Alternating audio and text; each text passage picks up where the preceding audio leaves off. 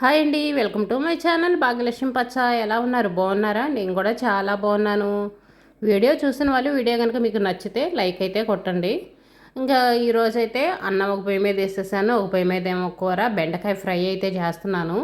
ఈరోజు టిఫిన్ అయితే ఏం లేదు, అందుకని అన్నం వండేసి పులిహార అయితే చేస్తున్నాను. ఇదైతేనేమో చింతపండు గుజ్జు కొంచెం అయితే ఉంది, ఇంకా కొంచెం సీసాలో పెట్టి ఫ్రిడ్జ్లో అయితే పెట్టాను. ఇంక ఈరోజు ఈ గుజ్జుతోటి పులిహార అయితే చేయాలి.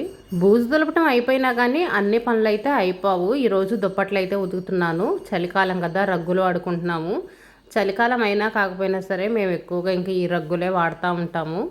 ఈరోజు వీటిని అయితే ఉతికేయాలి. వీటిని సరుపులో వేసి నానబెట్టాలన్నా, ఉతకాలన్నా, ఆరేయాలన్నా ఎంత కష్టంగా ఉంటుంది అనుకోండి.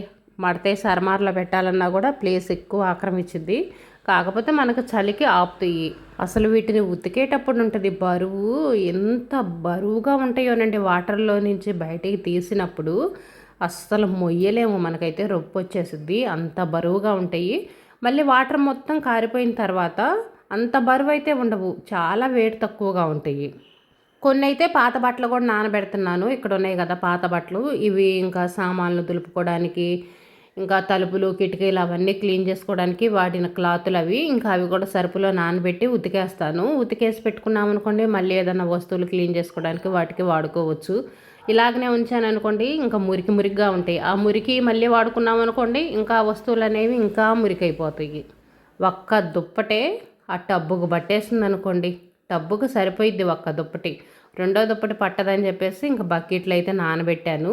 ఇంకా కదవ 2 దుప్పట్లు ఉన్నాయి కదా, అవి అయితే ఇంక ఏదో అట్లా పైపైన పెట్టేసా కానీ మొత్తం అయితే పట్టలేదు.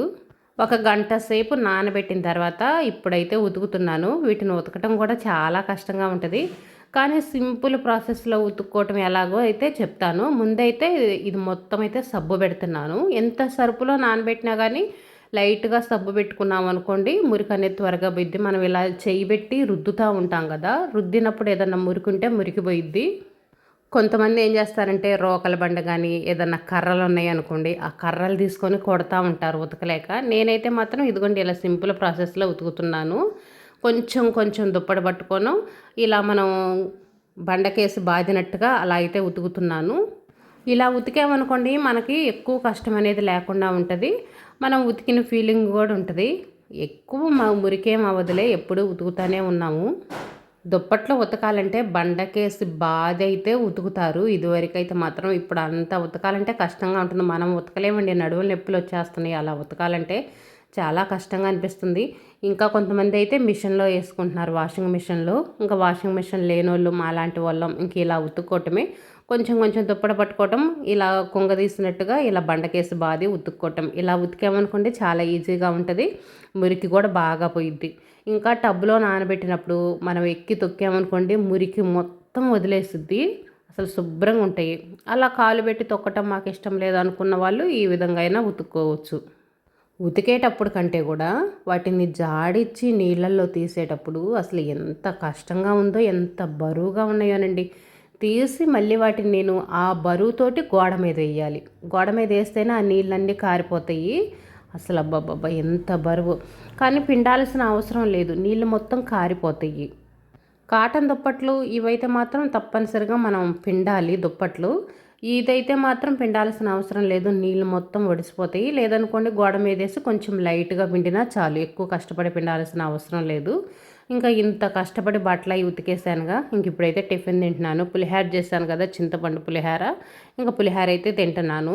పిల్లలకి పులిహార అస్సలు ఇష్టం ఉండదు అనుకోండి. మా నవీన్ అయితే గోల, ఉప్మా చేసినప్పుడు కానీ పులిహార చేసినప్పుడు కానీ అస్సలు తినటానికి ఇష్టపడడు. కానీ అప్పుడప్పుడు తప్పదు కదా, ప్రతిరోజు పిండి వేసుకోవాలంటే కష్టంగా ఉంటుంది. కష్టంగాను రోజు ఇంకా ఇడ్లీ దోశ తిని తిని కూడా మనకి బోరు కొట్టినట్టు ఉంటుంది. అప్పుడప్పుడు మనం కూడా ఇంకా ఇలాంటి టిఫిన్లు చేస్తే మనకు కూడా కొంచెం పని తప్పినట్టుగా అనిపించిద్ది. ఇంక ఇదిగోండి దుప్పట్లు అయితే నీళ్ళన్నీ వచ్చిన తర్వాత ఇంకా డాబా మీదకైతే తీసుకెళ్తున్నాను. డాబా మీదకి తీసుకెళ్ళి మొత్తం అయితే ఆరేయాలి. కానీ నీళ్లు వడిచిన తర్వాత మాత్రం అంత ఎక్కువ బరువు అయితే ఉండవు, కొంచెం తేలిగ్గానే ఉంటాయి, ఎక్కువ కష్టమైతే ఉండదు. నేను రోజువారీ ఉతికిన బట్టలు, పాత బట్టలు, దుప్పట్లు అన్నీ కలిపి ఒకేసారి తీసుకెళ్ళాను. అయినా కూడా అంత ఎక్కువ బరువు అయితే అనిపించలేదు.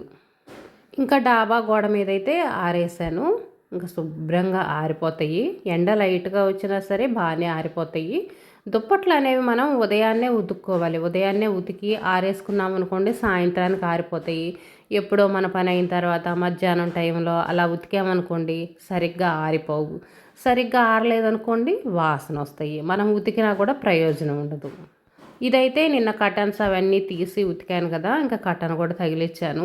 ఈ కటన్ తగిలించడానికి కూడా పెద్ద రిస్క్ అనుకోండి. చాలా కష్టంగా అనిపించింది. కాకపోతే తప్పదు కదా, ఇలా ఇంకా మన పనులనేవి మనం చేసుకోవాలి. కటన్ అనేది ఇంకా జాగ్రత్తగా అయితే తగిలిచ్చాను. ఇంకా ఈరోజు గాబులకి వాటన్నిటికైతే బ్లీచింగ్ రాస్తున్నాను. గాబులు బాగా పాచిపట్టినాయి. ఇక్కడ గాబు దగ్గర కూడా నీళ్లు పోయే కాడ కూడా అక్కడ కూడా బాగా పాచిపట్టింది. నీళ్ళు అయితే నిలబడతాయి. ఇంకా నీళ్ళు నిలబడటం వల్ల ఎక్కువ పాచి పడుతూ ఉంటుంది. మనం బ్లీచింగ్ రాసినా కానీ 1-2 రోజులు ఇలాగనే ఉంటుంది. మళ్ళీ పాచి పడతానే ఉంటుంది అనుకోండి. బూజు తులపటం అయిపోయినా ఇలాంటి చిన్న చిన్న పనులనే ఉన్నాయి. నిన్నైతే బాత్రూమ్ మొత్తం బ్లీచింగ్ అయితే రాసేసాను. బాత్రూమ్కి బ్లీచింగ్ రాసి బకెట్లు, బాత్రూంలో వాడుకునే పీట అవన్నీ ఉంటాయి కదా, వాటన్నిటిని మొత్తం నీట్గా అయితే కడిగేశాను. ముందు స్టీల్ కబ్బర పెట్టి సబ్బేసి శుభ్రంగా రుద్దేసి తర్వాత బ్లీచింగ్ రాసేసాను. బ్లీచింగ్ రాసి 1 గంట సేపు వదిలేసి తర్వాత ఇంకా మళ్ళీ మొత్తం అయితే క్లీన్ చేశాను.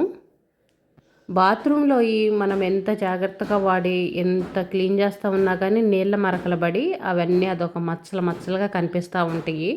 బ్లీచింగ్ కానీ లేదనుకోండి హార్పిక్ బట్టి క్లీన్ చేసుకుంటే ఆ నీళ్ళ మరకలు అనేవి పోతాయి. బ్లీచింగ్ కంటే కూడా హార్పిక్ బాగా పనిచేస్తుంది. మన బకెట్లు అవన్నీ మరకలుగా ఉంటాయి కదా, వాటికి కొంచెం హార్పిక్ వేసి మనం ఇంకా పీచు ఉంటుంది కదా, పీచు తీసుకొని రుద్దామనుకోండి బాగా నీట్గా క్లీన్ అవుతాయి. హార్పిక్ పెట్టి అయితే చక్కగా క్లీన్ చేసుకోవచ్చు.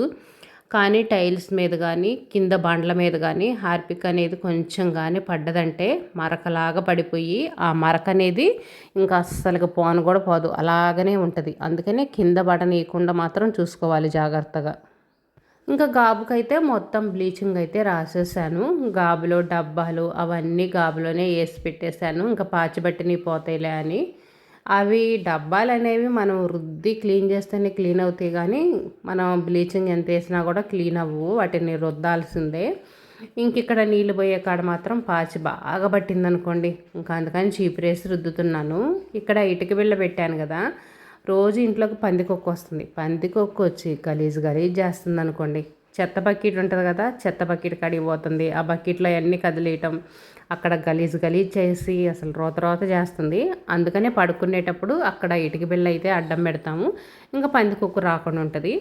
గేట్ల నుంచి కూడా రాదు, ఎందుకంటే గేట్లకు మాకు అట్టలు అనేవి కుట్టించాము. అవి కింద వరకు ఉంటాయి కాబట్టి గేట్ల నుంచి రాదు. ఓన్లీ ఇంక ఇక్కడి నుంచి మాత్రమే పందికొక్కు వస్తుంది. అందుకని పడుకునేటప్పుడు అయితే ఇటుక బిళ్ళ అడ్డం పెడతాను. ఇంక ఇంట్లో పని మొత్తం అయిపోయిన తర్వాత మధ్యాహ్నం అయితే దోశలకి ఇంకా బియ్యం అయితే పోస్తున్నాను. దోశలకు ఎక్కువ నేను రేషన్ బియ్యమే వాడతాను. ఎక్కువ ఏముందిలేండి, ఇంకా ప్రతి ఒక్కళ్ళు ఎక్కువ శాతం ఇవే వాడతారు కదా.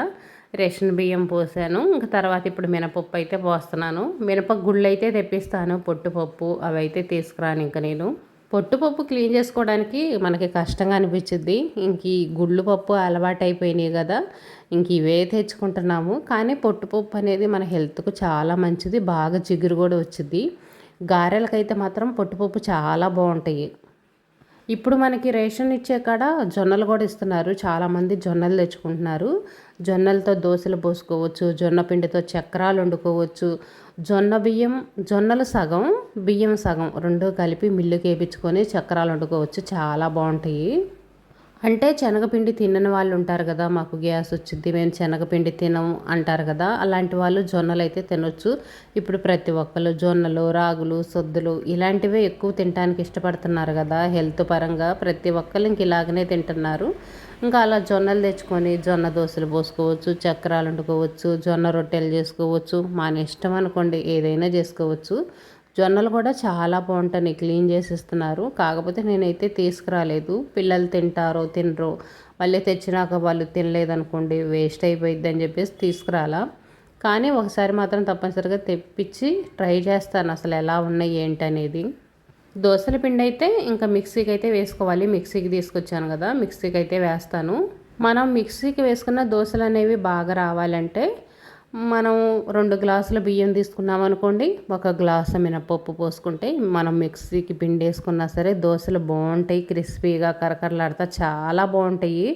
నేనైతే ఇందులో ఏమి వేయను కూడా వేయనండి. ఓన్లీ ఇంక ఇలాగనే పోస్తాను. కానీ దోశలు కూడా చాలా బాగుంటాయి. దోశలు పోసేటప్పుడు కూడా మీకు చూపిస్తాను. బాగా ఎర్రగా కాలైతే వస్తాయి దోశలు. ఇంక ఇదైతే తిరుపతిలో క్యాలెండర్ అయితే తీసుకొచ్చారు. కొత్త సంవత్సరానికి క్యాలెండర్ అయితే తగిలిచ్చాము. వెంకటేశ్వర్ల స్వామిది బాగుంది కదా. ఇంట్లో పటం దేవుడి పటాలు ఉంటే చాలు, ఇంట్లో అదొక మంచి వైబ్రేషన్గా అనిపించింది. ఇంక ఇక్కడైతేనేమో రాముడు, సీత, లక్ష్మణుడు, ఆంజనేయుల స్వామి. ఈ ఫోటో మాత్రం గిఫ్ట్గా వచ్చింది మాకు. ఇంకా అప్పటి నుంచి వాడట్లేదు, అట్టపెట్టెలు పెట్టి అలాగనే ఉంచాను. ఇంక ఇప్పుడు బూజు దులిపాను కదా, ఇంకా పటం అయితే కనిపించింది, తీసి టీవీ మీద అయితే పెట్టాను. బాగుంది, అందంగా అనిపించింది. ఈసారి కొన్ని ఫ్లవర్ వాజులు పెట్టాను, ఇలా దేవుడి పటాలు అయితే పెట్టాను. ఇంకొక పెద్ద ఫ్లవర్ వాజ్ కూడా ఉంది, అది ఫ్రిడ్జ్ మీద పెడదామా ఎక్కడ పెడదామని ఆలోచిస్తున్నా. ప్రస్తుతానికి అదైతే ఓపెన్ చేయలేదు. ఇంక ఈ వీడియో అయితే సాయంత్రం దోశల పిండి అయితే మిక్సీకి వేసుకుంటున్నాను.